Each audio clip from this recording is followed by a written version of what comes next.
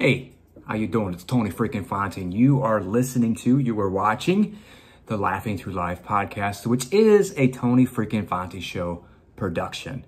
Here's what I got for you today. I got an amazing guest on. I say that all the time, but hey, what are you gonna do? You're on the Tony freaking Fonte show. You're gonna have amazing guests. You're gonna have amazing episodes.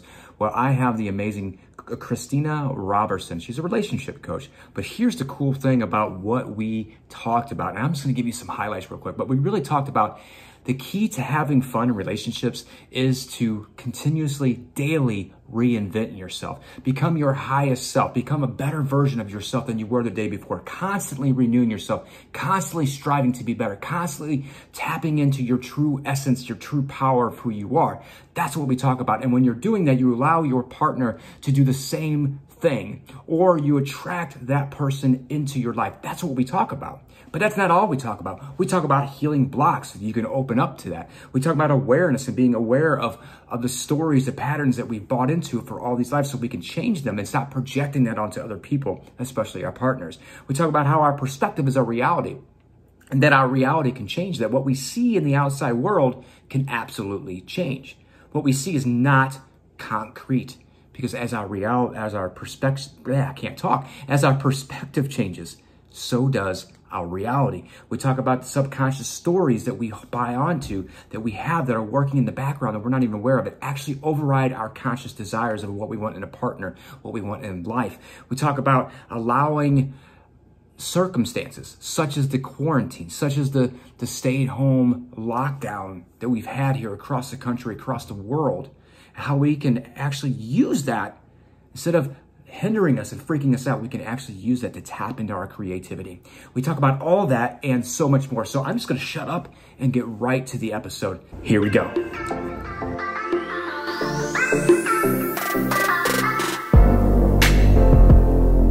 Hey, you are listening to, or watching, if you're watching this on YouTube, the Laughing Through Life podcast. I'm your host, Tony freaking Fonte. How you doing? I have a special guest today, Miss Christina Roberson, who is a relationship coach, and what a great time to be having relationship talks right now. And I am excited to have her on to share some of her tips. I've been following her for a while, I guess stalking her IG profile, just checking out her energy and what she's doing. And I love how she's really helping people really get into the relationships themselves and then obviously build relationships with their spouse or significant other, or find that special person or have that person come in their life. Not really find it, because we don't really find somebody, they come into our life. But I am excited to have you on, especially when we're in quarantine lockdown, to have conversations and just have some fun. So I don't want to take too much time. I want to bring her on and let her share her good stuff, her talents, her gifts. So Christina, welcome. Yes. Thank you. Thank you so much for having me on the show. I really appreciate it. Yes, I'm glad you have you on here. I know we talked briefly yesterday, just kind of get the logistics, and that turned into a little bit longer of a conversation. It was supposed to be brief, but I was like, man, this is going to be awesome, and just excited to have you on. So I'm just going to jump right in to the conversation and just ask, how did you what's the story behind becoming a relationship coach, and what led you to just like, hey, this is what I want to do. I want to help people build stronger, deeper relationships with themselves, with others, their kids, whatever that is. So please share it. Yeah. So first I want to start by saying that, in my childhood, I was homeschooled, and I have a little brother who's 7 years younger. And it was really just me and my parents. That was the dynamic.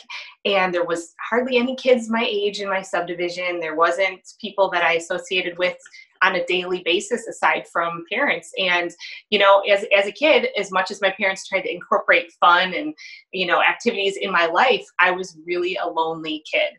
And so that lack of relationships, made me definitely pursue relationships and realize the importance of having relationships, and not just family, not just parents, but also people that understand you, people that are your age, things like that. So fast forward to my schooling after I did go to high school, even though before that I was homeschooled.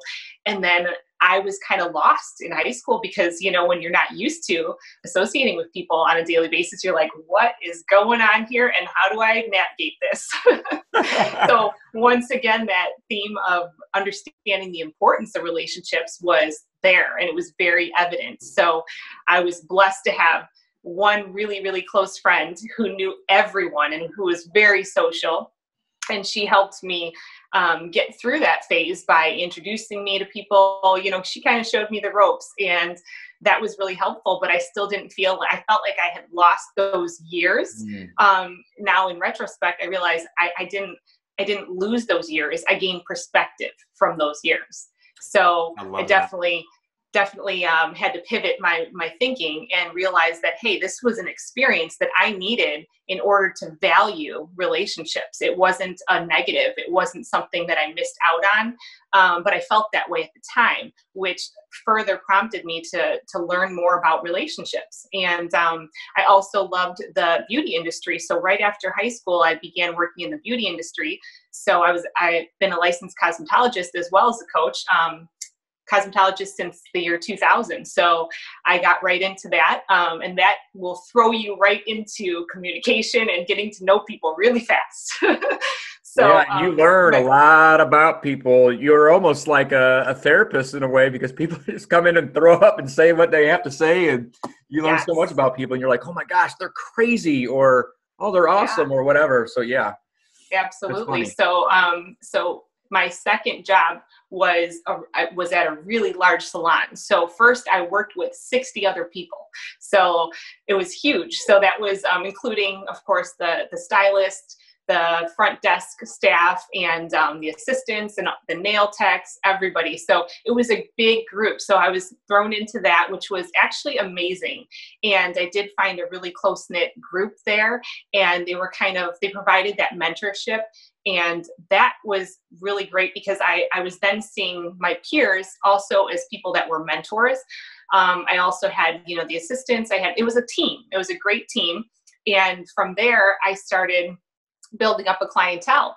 And I still remember in the very beginning stages of, learning to be a service provider, I realized, okay, I'm good at this. I'm good at maintaining relationships, but I had a really hard time starting them.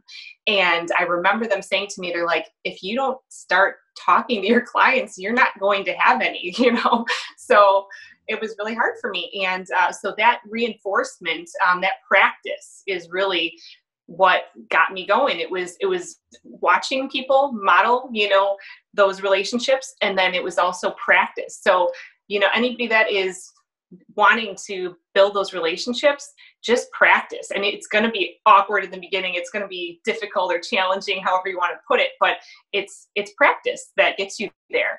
And after a while of being in that industry, I got really comfortable talking to people and loving the relationships that I was building and cultivating there. And it was in hearing those stories that made me want to be a part of them. I didn't just want to hear what was going on. I wanted to, each visit, it was like that continuous building momentum, like, oh, what's going on in your life now? Like, you told me this a couple weeks ago, like, what's happening now? And I loved seeing the stories unfold.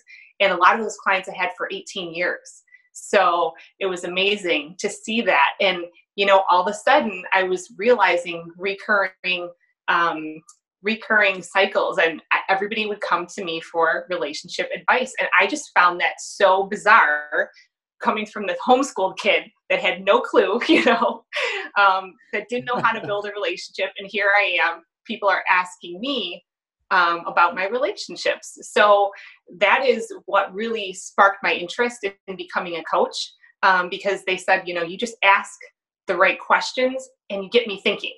And that's what I love to do. I like to just see where they're at, meet them where they're at, be a part of their story, and then ask them the right questions that get them thinking.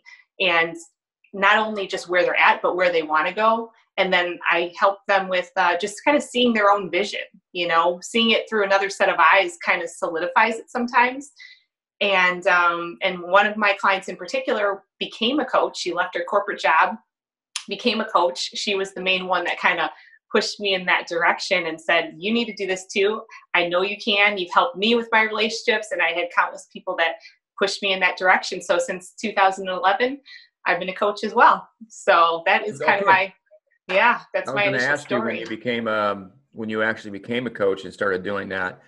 And I love that because for first and foremost, I had you're sitting there talking. I'm like, ooh. And I was taking notes to kind of remember some of it because I was like, oh, I'm going to ask about that.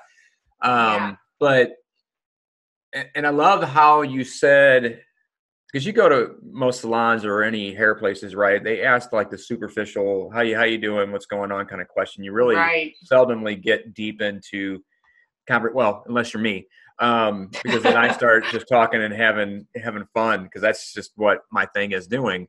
But you genuinely cared about your people, your clients, right? And you asked the question. So one of the things I've learned is like when you're in it, it's hard to see it.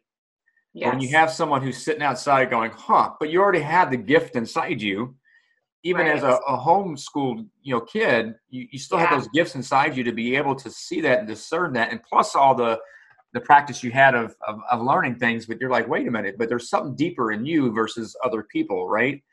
And I think it's really awesome because you don't just have that superficial, hey, how are you doing? Blah, blah, blah. And you just have questions. So what do you got going on today? What's new here? And I'm the one that asked the questions to the person who's doing my hair.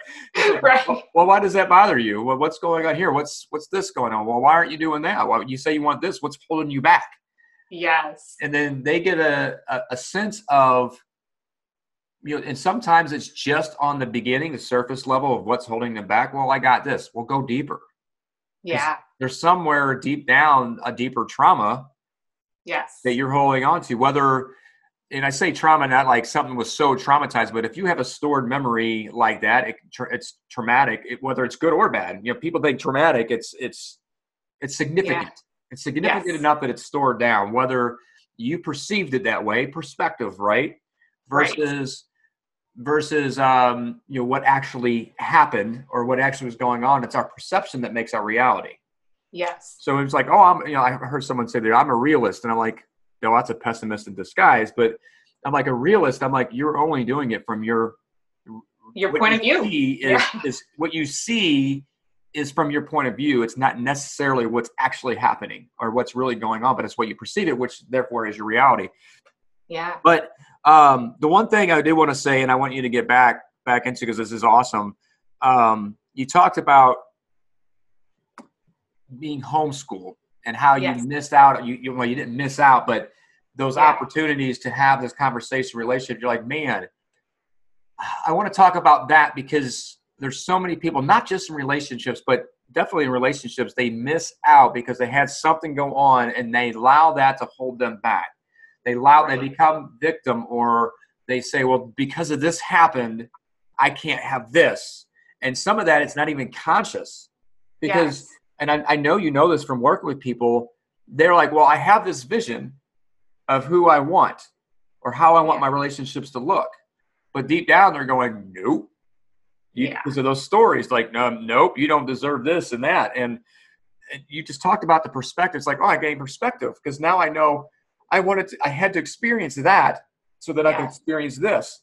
Like my life, going through the death of my wife, or any of my childhood, the crazy childhood, the abusive childhood that I had, and just the toxic childhood I had, was all to get me here. Right. So I want you to kind of go in deeper into that, if you will, on perspective of relationships and how that's going to move you forward toward your vision of what you want. Absolutely. Yeah. So for me, it's like you said, it's about that vantage point. It's what lens you're looking at the situation through. So for me, I specifically needed that void, I guess you would say, to appreciate the depth of relationships. Because if I hadn't missed that, or I hadn't felt like there was something missing, I wouldn't have searched for it. So in finding what you want, or defining your life the way that you see it to be, something you're aspiring to, is it's necessary to go through the loss or the opposite of that to truly fully appreciate it.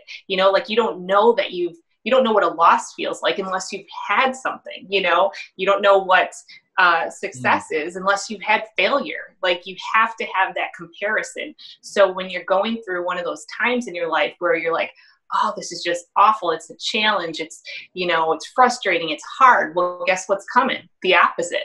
So you got to embrace that. And if you live in that space of, where you're going through, you're going to keep going through it. But if you're always looking for the opposite, knowing that that's why you're going through this challenge, then it's a whole different shift of perspective. You're like, okay, so I feel hopeless. Well, guess what? You're going to find hope and look back and know why. If you're feeling like you got despair, you're like, there's no way out of this. There's a way out, so everything that we need to go through are, they're tough things, but it's so that we can enjoy and be fully fulfilled in the future. And it's about diving deeper into, well, why do you feel hopeless? What's really going on? What have you experienced in life to make you feel that way? Right. And then I love what you said. You got to experience the opposite, right? And I've known this too, is you got to experience what you don't want in order to know what you do want. And so when we stop thinking of life or relationships as failures, we can say, okay, I've experienced this. I don't like that. And I don't want that. So I need to figure out what's going on with me because I want this. And then it's about becoming the person that will attract that, your vision, and having that versus going, because I've heard somebody, and I laugh at it because I just have fun with things, but you hear people like, men are this or women are this. I'm always finding this and I don't want that. And I'm like, well, stop focusing on what you don't want. Oh, it's not that easy. The hell, it's not that easy. That's exactly what's going on. If you understand the mind and how energy works, you understand how the body and the feelings work, because it's not just the mind, it's all of it combined, the body, the mind, and energy, soul, spirit, whatever you want to call it. It's all combined and everything's energy frequency. So whatever you're focused on, you create. And you gravitate towards, because energy flows where focus is, right? Yes. So I'm sure you can elaborate on that. It's like, I'm sure you've had a lot of clients come in like, well, I got this and I'm always attracting this, but I don't want that. Yeah. Obviously you do, but keep focusing on it. Right. Yeah. So, what's your experience on that? And it kind of got to go deeper on, what your focus is and shifting your focus from that dread or that way of thinking, that quote unquote negative thinking, lower frequency thinking, to shifting to moving toward that vision. Yeah. So what I can say to that is definitely the way I look at, negative patterns and negative thought processes is like a car on a racetrack. It's, like a mud racetrack or a dirt racetrack, and the car's going around, and each time it wears away and it deepens those grooves. And so that those are those negative cycles, and the tires just kind of adhere to that pattern. So when that negativity is going around, it's really ingrained in your brain because you're allowing it to with that process. So when people say, oh, well, I'm going to get rid of this negative thing and this negative thinking, but if you don't replace it with what you want and those positive things, it's kind of like you have to fill those grooves with and repave that area with the positive thinking. You can't just get rid of the negative, because it's going to creep back right in. And so it's really changing the whole process of the way you think too, and filling all of those grooves with positive thinking of where you're going, not where you've been. So that's something that I tell my clients. I'm like, okay, so you don't like this. What's the opposite of it? Great. How can you incorporate that into your life? What's the opposite of that negative emotion? What's holding you back here? And a lot of times when they do their journaling, that those things will come out, because a lot of times they're just seeing the block. They're not seeing what's causing the block. So, I love that you just said that. I love the journaling, because I'm not consistent on journaling. And part of that's because I'm getting closer to who I am and actually getting some things out. So I go through periods of it. Yeah. But you find freedom. I find freedom in a lot of different things of doing the inner work, right? Because we talk about just doing the inner work, because your outside world is a reflection of your inside world, always. Yeah. Always and always. But you just talked about journaling, it's because it's one thing to do negative thinking and positive thinking, right? Yes. But if you're just doing positive thinking, but you're not working on what's causing the negative thinking at the same time, you're pretty much gaslighting yourself and not Yes. really, because I was one of those guys, because, I've been in different entrepreneur, things, right? And you have all these guys, oh, you just got to think positive all the time, think positive all the time, think positive all the time. And you're really just fooling yourself unless you're really dealing with that stuff. And I did that. I pissed a lot of people off. You just got to fucking think positive. Screw that. But if you're not dealing with why you have these stories back here, you're going to sabotage it eventually, because it's going to come back up. It's going to win. The subconscious wins every time unless you're really combining those two. And I love how you said it's one thing just to understand the block. Yeah. It's another thing to really understand where that block comes from. And most of the stuff we have is come back from childhood of perceiving something, and anything we experience now, it's like, oh no, it happened from this relationship. Nope. It goes way back, way back. And it goes way back to something happened in your childhood, whether it was intentional or whether it is unintentional, and you perceived it a certain way and you held on to it. And this is what's been dictating and creating reality since then. And I love that you said that. I mean, that's the exciting part. It's like, don't just deal with the positive thing. Don't just replace it. I love the analogy. I've there's a book, I can't think of the name of it now. It's been a while since I read it, but it was talking about, and you were talking about the racetrack, right? And the dirt track and digging those grooves. And I love that, because it's like, okay, you get digging and digging, and the deeper it is, the harder it is to the fill. more it comes out, and then you got to fill it out. But part of that filling is not only replacing with the positive, but healing the parts of you that were creating it in the first place. Those blocks, as you remove those blocks, it heals. I heard the analogy once. It's like, okay, it's like taking your old furniture out of your house. And you're like, okay, I'm remodeling, I'm doing things. I'm taking all this old furniture out. I'm going to put it in the garage. And then you don't get new furniture. You're just sitting there in an empty house. And then eventually one body's like, well, I need a chair. I need this. I need that. And then you go back down and start pulling the stuff back. That's the self-sabotage. That's it. That's exactly it. And I also have one more analogy that I use for my clients too. When they're trying to pursue things that are better and things that they, desire, they're adding all these positive things in, and they're looking to be fed in a positive way, which is great. But like you had said, when you don't take care of the healing, you're just masking it, or you're balancing it out. And so what I say is, if you're eating like crap, like you're just, eating chips, you're eating all this stuff, you can incorporate a ton of healthy stuff as well. But that doesn't mean that you don't have all that junk still in you. You have to heal that junk before those positive effects of the good you're taking in can be received and used. Oh, I love how you talk about that.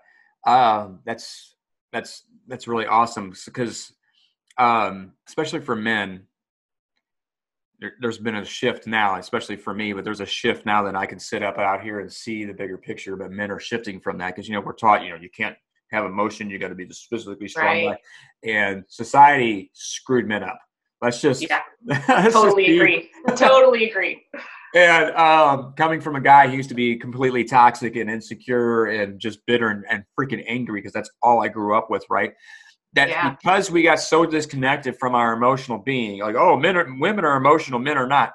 Bullshit. We're all emotional beings. Every decision we make, everything we do is off of emotion. Based on emotion. Yeah. And it's funny, because you hear like, oh, no, there's no emotion. You got to be logic. And I'm like, there's emotion in logic. And whatever the science is teaching, there's emotion in everything. Yes. It's, when we're disconnected. This is why men have a struggle with women, is because, and this is from my own experience and actually raising a daughter for 9 years by myself and learning this. It's like, when you hear men say it all the time, it's like, I don't understand women. If you understand their basic need from an emotional standpoint, you understand women. You will, yes. And I've learned this because someone said it to me, like, holy crap, you're like the wife whisperer now. And I'm like, what are you talking about? Like, what you just explained? And I go, because you're talking about your daughter and her needs. It's like, that's what a woman needs, because all she is a grown girl. And I was like, holy shit. But where my daughter's been my greatest teacher. Right. on other things, because men, and I've learned this too, men they want to fix because they don't know how to handle the emotion. Yeah. They think, oh, men are wired to fix things. And it's like, yeah, because we're so disconnected from our emotions. Yes. When you tap into the emotions. So where I was going with that whole thing is you're talking about the physical side. So there's the physical, there's a mental, and there's the emotional. Yeah. And there's a spiritual sense too, on however you want to look at that, whether it's religion, whether it's just spiritual, or whether it's just energy from a scientific standpoint, because that energy is still spiritual. But for those who don't believe that, right, it's fine. It's energy. It's still energy. If you are holding on to all that junk from childhood or whatever, your energy is going to be low. You can't just do one. I used to bodybuild back in my 20s. Yeah. I had physical discipline. I had mental discipline. When you're working 2 hours a day, six to 7 days a week, and you're preparing for freaking shows, you have that. But what I lacked was the emotional. Yes. Because I was still an angry dude. Very angry. And then when you're competing and you're getting ready and for the shows, and your mind starts playing tricks on you because you're like depriving yourself when you're preparing for a show, you flip out sometimes. And then I'm always wondering, like, why are people saying thank you to my family for putting up with me over the last 6, 8, 12 weeks. And that's why. And I was like, I have physical discipline, because you hear that also of people who say, you got to train your mind to be stronger than your emotions, especially men. And it's like, no, that's stupid. I used to believe that way. It's not stupid. You got to understand your emotions and deal with them. Not let them control you. But when you sit with your emotions and you actually are able to feel them, you gain control over them, and that gives you mental strength. And you combine it. It's not fighting over the two. You got to balance.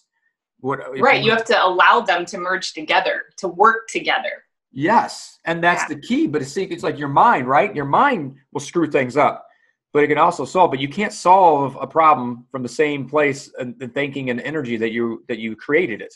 Our mind will create problems because it's designed to keep us safe, protect us. Yes. But it's also based off of what we store down. So if we don't feel deserving of love, if we don't feel deserving of something, guess what's going to happen? Oh shit, it's going to protect us. We're going to sabotage the shit of it. So we got to understand the emotional piece. But men, it's like the freaking boogeyman or something or whatever fear. It's like, oh, emotions, they get freaked out. And it's like, women are taking their power back, and they're tired of men who are emotionally disconnected. And that is very true. Yeah. They're like, men, show up. We're done. Yeah. Because I've learned, like, on the basic level, women don't care about physical, physically trust or physical protection as much as women feel protected when you protect their emotions. Very true. And they feel safe. And it's something I've had to learn because I've screwed it up so many times. But my daughter's that way because I had to screw that up to build what I have now. And do I still? And that's one thing too. And I want you to elaborate on this. It's okay to screw up, because we talked about this a little bit yesterday. It's okay to screw up. Is it right? It's okay to screw, because when we go in from one way, right, we tend to try to go to the other side of the whole spectrum, and that's not good either. No, we missed a couple steps in between sometimes, and that throws you off. Yeah, because it's like we're trying to go to perfection, and we're not perfect. Right. You're gonna mess it up. Yeah. And to embrace that side of you. And this kind of brings me to this thing I want you to talk about, is self-love. Yeah. How important is self-love when you're trying to have a relationship outside of you? Oh my gosh, so important. Because it's meeting yourself where you're at, and being okay with that, instead of trying to just, pass it off as, oh, it's self-care, or, that's totally unrelated. I mean, you can also benefit from self-care, but it's not self-love. Self-love is that forgiveness for being human, and you're having compassion on yourself. And if you don't have compassion with yourself, you're not going to be able to have empathy or compassion for someone else. So it's really meeting yourself where you're at and being okay with where you're at, even though you might, have other goals to, okay, here I am, here's where I'm going, but be okay with each step of the process, and really sit with yourself and sit with your emotions at each stage. Yeah. And I think self-care can be a part of self-love, but it's Yeah, not. because you're not going to have self-care if you don't have self-love. However, they're not Exactly. interchangeable. If you're Yeah. not, taking care of your body, like you're talking about, taking the physical side of things, it's like if you aren't taking care of yourself physically, you're not happy, but you may be Yeah. happy on being unhappy, but you're Hmm. fooling yourself because you have all these toxins in here and you can't really reach your full potential if you are not operating your whole mind, your brain, everything's not operating at full potential. And someone who's not healthy physically, it gives me a great idea of where they are mentally and emotionally. Yeah. And no matter how happy they appear, but even so, that's not always the case either because I was a physically fit guy, but but I was still emotionally a wreck, and you couldn't see it because I kept it hidden from a lot of people. I would hide it through humor, but Yeah. when you're an empath, you can see right through that shit. Right. And a lot Yeah. of people feel the energy anyway. Uh, Yeah. and people like try to fake. I'm like, you're only fooling yourself, but people sense that energy. Right. And I have people say, "Oh, that stuff is so woo woo," and I go, "You ever walked into a room and you said something don't feel right?" Yeah, it's the same damn Yeah. energy. Yep. It's exactly what it is. It's that energy. Yeah. You can feel it.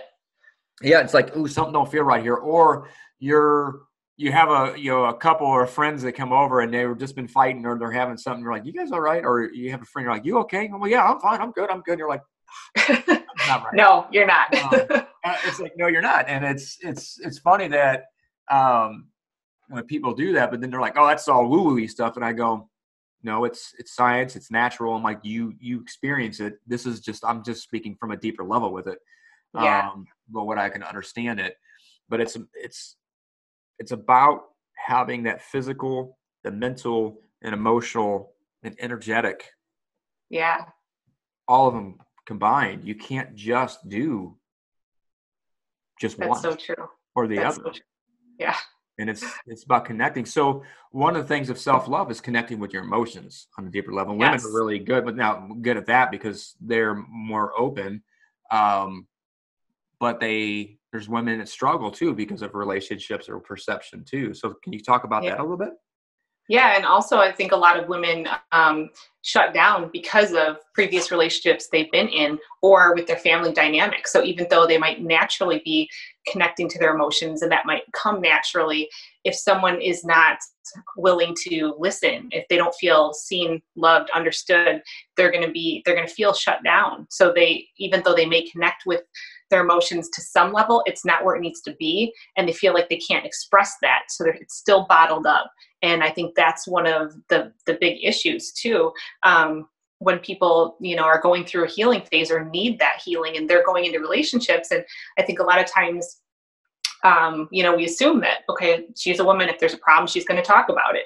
That's not always the case. Even if you're aware that, hey, something's not right, my emotions, this is what I'm feeling. If you're not used to being, validated or heard, you may not express that or may not know how to. So that can cause a lot of issues too. Oh, yes, that's a great. You're talking about validated and heard. So, and there's men and women to do that. If you're not speaking how you feel because you don't feel heard, you Yeah. won't truly speak up. You'll bottle it up and then you explode, or you start nitpicking or nagging and doing some other ways to express it, or you do the whole, well, you should know how I feel. Yeah. No. But like I've worked with people before I made this transition. I was just, I was a life coach. Yeah. And I work with people. It's like, well, my husband or my wife, they don't respect me, or they don't, do this for them. Like, why don't you respect yourself? Yep. And you're like, what? And I'm like, I'm doing this all out of love. I'm like, you're trying to have them fulfill something in you that you haven't done for yourself. True. And they're like, whoa. And I'm like, so figure out why you don't. So the speaking that how they feel, it's not easy for them because they've been shot down as, by their dad, their mom, or whatever. So they're like, oh no, I can't speak. Yes. And it's very scary to them because they don't feel deserving. They don't feel worthy. They don't feel heard. They don't feel validated. Like, well, I'm not, it doesn't matter what I say. And they don't, True. most times they don't know this consciously. It's all unconscious. And it's about understanding who you are And then standing in that truth and that power, and then being able to do that. And it's about healing, but understanding the dynamic of communication in that. But when you have people who are hurt or have been hurt, then you have that crazy dynamic of going back and forth, and it almost becomes, actually, that doesn't almost, it does become like a codependent, because that's where I was at. Yeah. Codependent relationship. And I want to step, for instance, going in relationship to relationship. Mm-hmm. You can't just go into a relationship looking for love outside of you. This goes right back to the self-love. You got to understand yourself first, because no one completes you. True. And the people that typically think that and pursue that is usually two people that are hurt, and what they're doing is just ping-ponging the hurt back and forth, throughout the relationship. So they, project on the other person their hurt, and then they kind of work through that. Okay, we're better. And then back, their hurt goes ping pong on the other side, and then they're both dealing with that. So they're always in a state of battle, and until it's resolved briefly, until the next hurt gets thrown in their corner again. And it's all an internal thing, because when we triggered, it has nothing to do with the other person. It has everything to do with something inside of us. And I love how you're saying that, because I was just reading that when I was telling you about that book, The Power of Now by Eckhart Tolle. It's a phenomenal book. He was talking about, he goes, if you love someone and then turn around and attack them, that's not true love. You may have periods of true love coming out, but love is unconditional. Love in its purest form is unconditional. So there is no condition. There is no attack. The attack comes from your insecurities coming up, your stories that you've held on to coming up. And you're and so there's that battle, and it subsides for a little bit, and you go back, and I'm just getting exhausted thinking about my past relationships and how they were.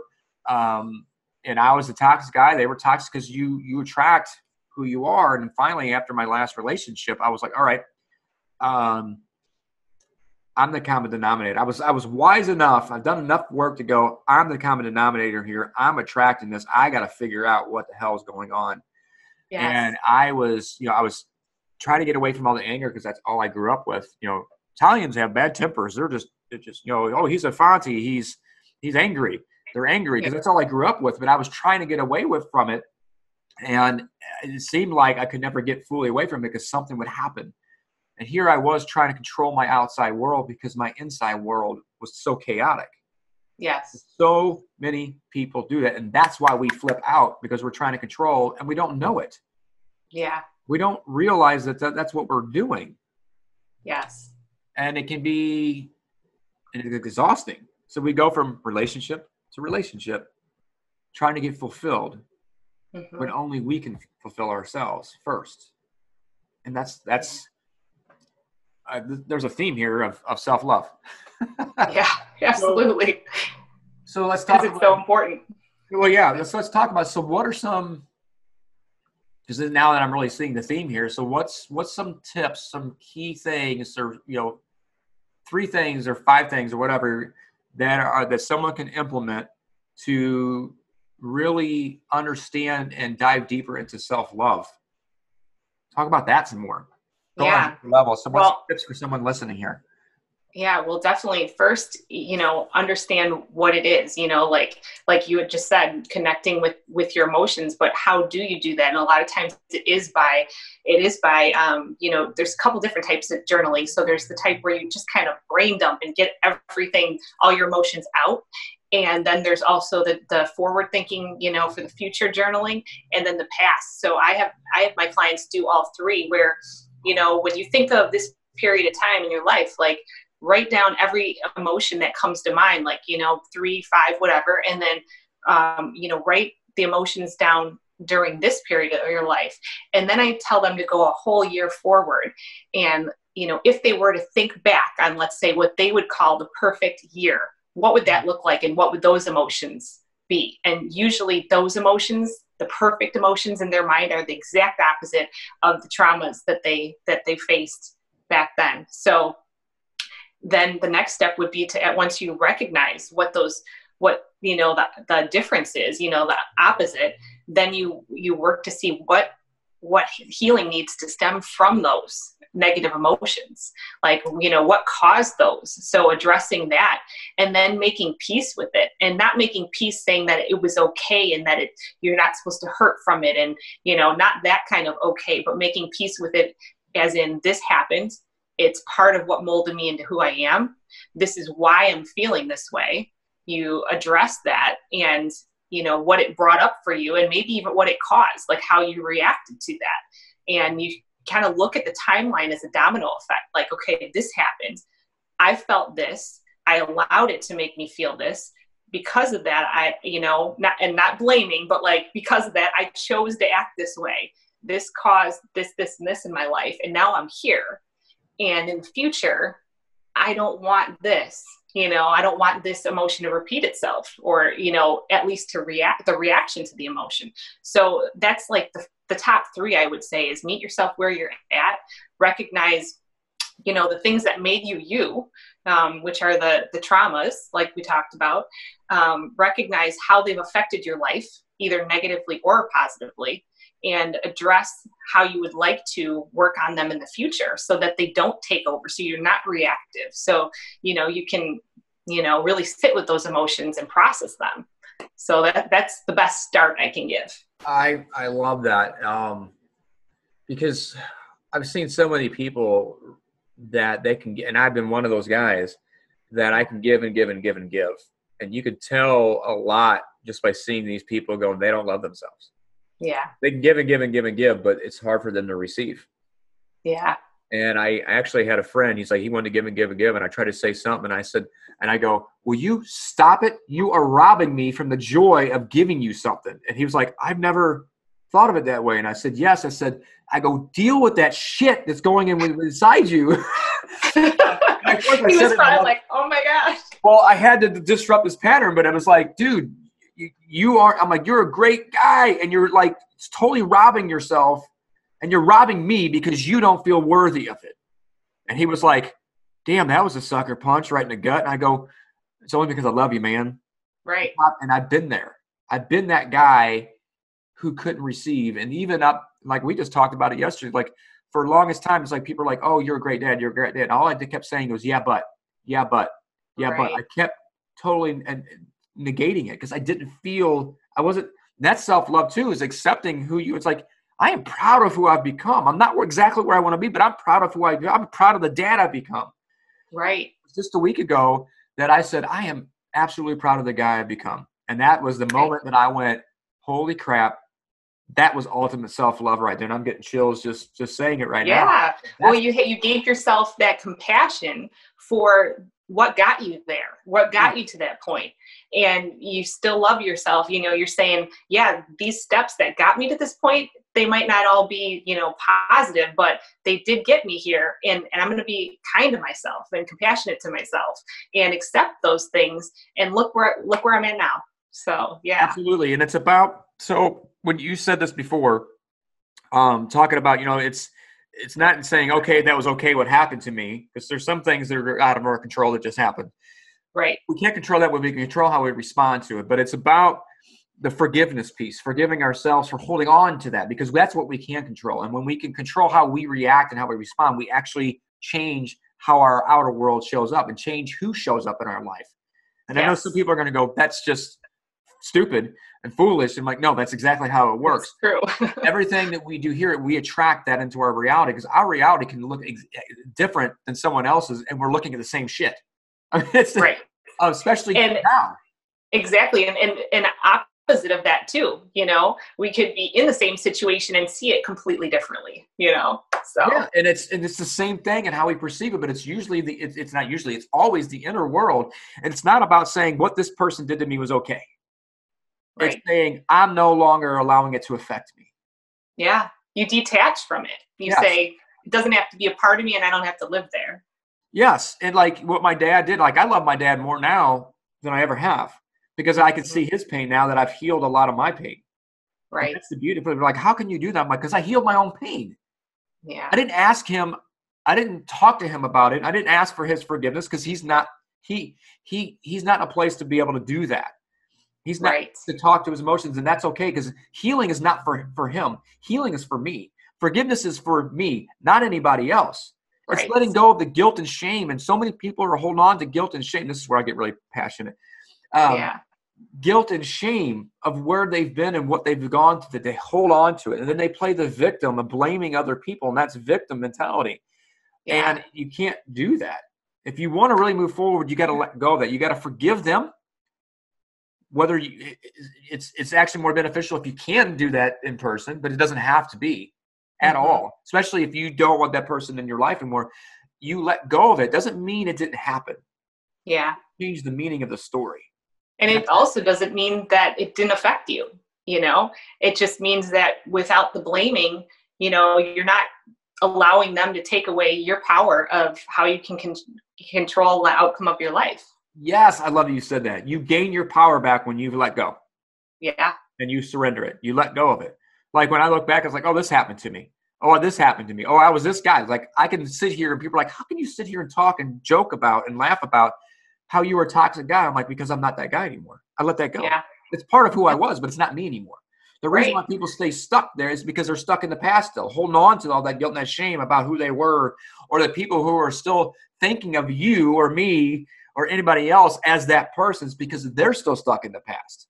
True. So they may think of me as this horrible person, and it's like, well, that's okay. They can hold on to it.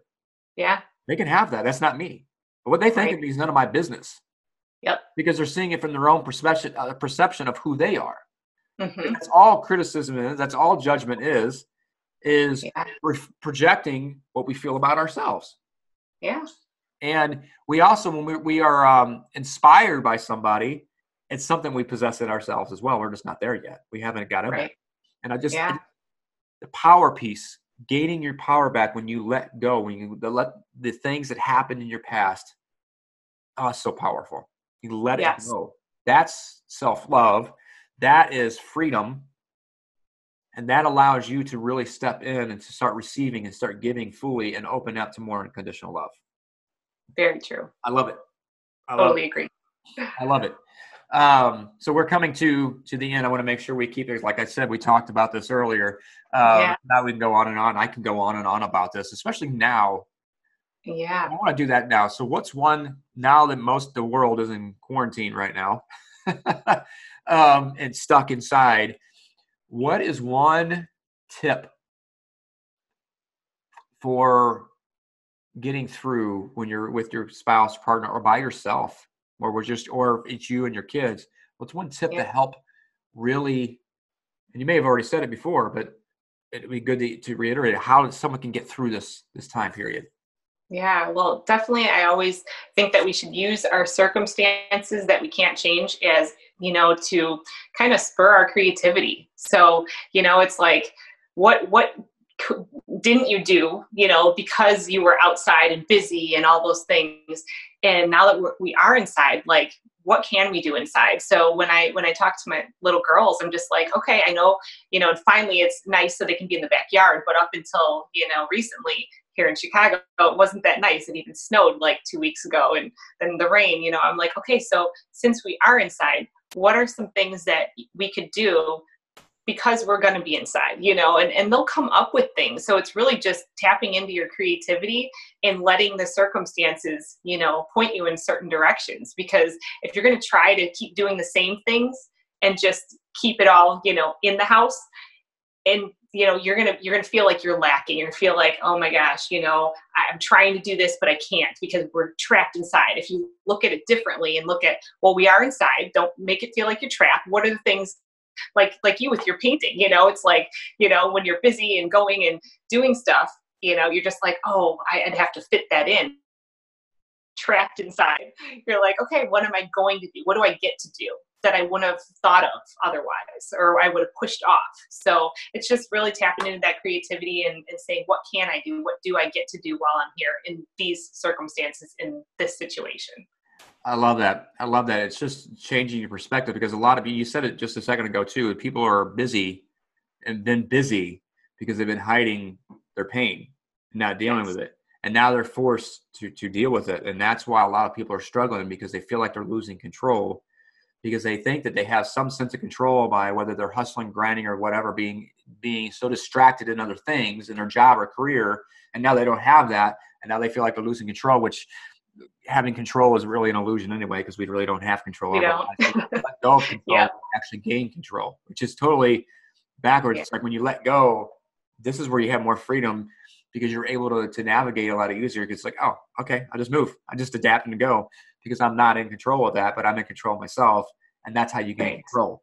So I absolutely love that. So thank you so much for coming on and sharing. This has been an amazing conversation. We can go on and on and on and on. Absolutely. But obviously we both have things to do, and not everybody's going to listen for freaking hours. Maybe they will, because they're stuck inside. But Right. I know I don't like. I'll go back if I see something that's a long. I'm like, okay, I'll do a little bit here and then I'll go back. But Yes, absolutely. Because I'm not going to sit here and just listen or watch something for long periods of time, unless I just have a quick break and I'm ready for a boost. But Right. as I ask everybody, but I'm gonna adapt this just a little bit. So usually I say, what's one key to having fun in life? But this is what I want to do here, and you can add both if you want to. But what's one key to having fun in relationships? Reinvent your relationship often, and start over daily. It's like incorporate, your history, incorporate the things that make you guys you, but at the same time, it's, you keep having to reinvent yourself, because the way I look at it, if you're not growing, then you're dying, or if even one of you is growing and the other's not, like that relationship is then dying. So, continue to check in, continue to reevaluate and say, hey, are you where you want to be? Like what can we work on together? And just, keep up with those checkpoints throughout, and continue to reinvent yourself, to the next version of you. And so that way you're growing together, because otherwise you're going to have a big disconnect. So I would say that's the biggest tip I can give. And also when it comes to, arguments and things like that, always remember that you guys should be working towards a common goal together, not against each other. So, and it's not always about right or wrong. It's about how the other person feels and how it's making them, internalize. So those are my 3 tips for that. I love that. And I love that just to reinvent, because and that made me think of keep the relationship new. Yes. Even if you're single, keep the relationship with yourself new, and it's constantly growing. Because you got the honeymoon stage, right? And after it wears off, because you're so involved, and usually because we get lost in that and we don't get it. But it's like, if we're continuously working on ourselves and reinventing ourselves, we can reinvent every single day the relationship, and you never lose the honeymoon stage per se, because it's always fresh. Because what we do for a little while, then we get stuck in our own junk and our own pain, and we start going back into old patterns, and we stay in the patterns. And then it's like, oh, you don't do this, you don't do that, because something inside is not being fulfilled. But if we work on ourselves, let people be who they are, we can outgrow them too, because if they're not willing to do that, and obviously I'm not condoning leaving relationships or marriages. However, if they aren't willing to grow with you, there's no judgment, there's no criticizing. It's just like, you know what? I'm going to let you be happy with who you are. Yeah. But it's not working. And it's okay. It's okay. But a lot of times when you're doing that, it allows that other person to start moving. When you allow that space, right? Yeah. Allow that space. So when you reinvent yourself and you allow them to reinvent themselves, you hold that space for them. Now they can do that. And then you start growing together. You can't. Yeah. But it doesn't mean you got to stay stuck if they aren't willing to do that. No, nothing wrong with them. Love them right where they are. But it's like, you know what? I don't want to, because we do that, and I've done that too. It's like, oh, I can't outgrow. I don't want to go too far because I'll leave them behind. So then we shrink back down. And we shouldn't do that. It's about reinventing. I just love that. Reinvent your relationships, starting with yourself, and watch how magical they become. Yes. I love it. Absolutely. I love it. So thank you again so much for being on the show. So how can people get in touch with you if they want to learn more about relationship coaching or anything that you have going on? I hang out on Instagram. That's my spot. So at the Coach Cristina, but I also have a website, thecoachcristina.com, and Facebook, which I'm not on often, but that's also at the Coach Cristina. So I'd love to connect. Absolutely. And thank you so much, Tony, for having me on your show. It was absolutely fun. I loved it and enjoyed it. So you go and enjoy your family in this quarantine time. I'm just going to laugh at it because it's fun. It's funny. Yep. All right. So I will have all of this in the show notes, everybody. So you can get in touch with her if you want to learn more about the relationship coaching, if you want to learn how to have a relationship with yourself, or to even attract that person into your life. I'll have these in the show notes to make it easy for you. So stay tuned for the next episode of Laughing Through Life. Boom. Boom. All right. That was a great episode. I hope you got a lot out of that. First and foremost, I want to know what stood out to you the most, what resonated with you most, where you are challenged right now with any of those topics that we talked about and discussed on the show. What's your biggest struggle right now? What's your biggest challenge? How can we help out? Also, if you haven't already, make sure you're subscribing. Make sure you're hitting the notification to be notified of new videos, of new episodes coming out if you're actually listening to this on your favorite podcast. And if you want to, make sure that you are reviewing and you are just letting me know that you love the show, right? And if you want to connect with Cristina, I'm going to have all this in the show notes, but make sure you reach out to her as well at The Coach Cristina on Instagram, thecoachcristina.com. I will have all this in the show notes so you can reach out to her, connect with her if you wanting to go deeper with her and her gifts of allowing you to reinvent yourself, build amazing relationships, and live fully. All right, talk to you soon on the next episode.